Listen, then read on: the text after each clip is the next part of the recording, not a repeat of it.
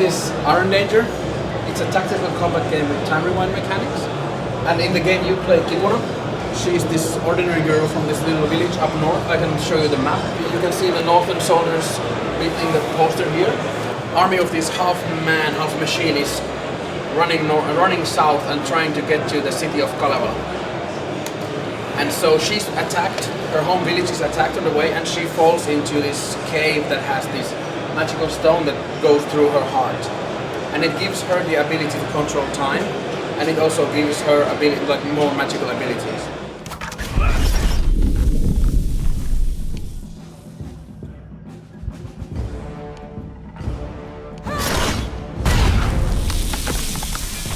But when you press the space bar, or if you press here, you go into pause mode. We call it the trance mode. It's this state where she can pause time and take control of moving time back and forth.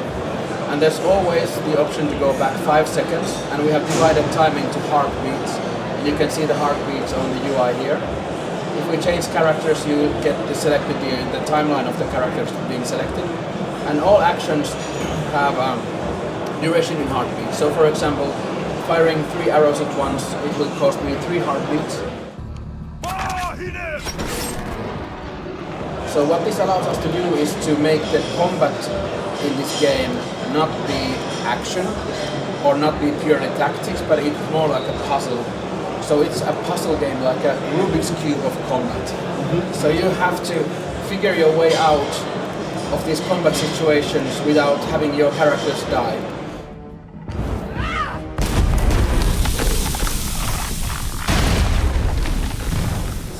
Once I have died, there is no way for me to move forward in time. The game doesn't let me advance. But I have all this time in the past to change stuff so that I don't actually die.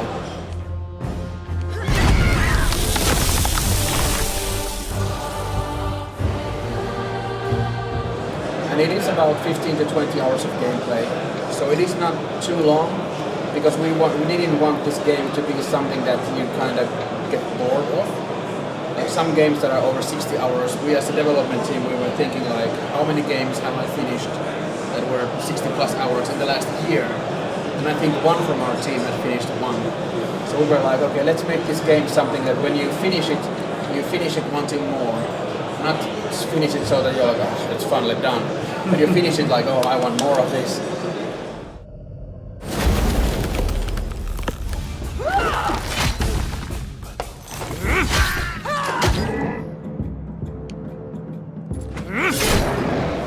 We have missions that are story-based, where you have to find something or find someone. But this is one of the levels where we just wanted to give the player the option to just do some combat, just all-out combat.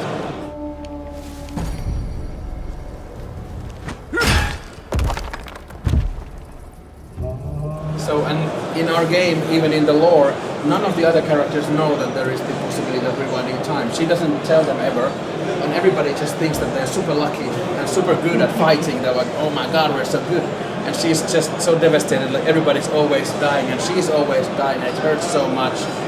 And she just is alone with this pain of knowing that everybody's just dead like hundreds of times.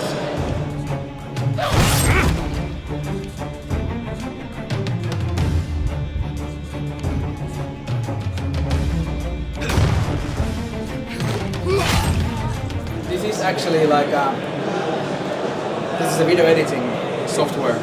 Instead of video edit, you add actions in here and you can't drag them because you cannot change the causality. And the editing software is fighting you continuously and trying to ruin your edits. So it is really close to like an animation tool or video editing tool. And I like to call this a combat composing tool. So you kind of compose the combat and then you see what happens.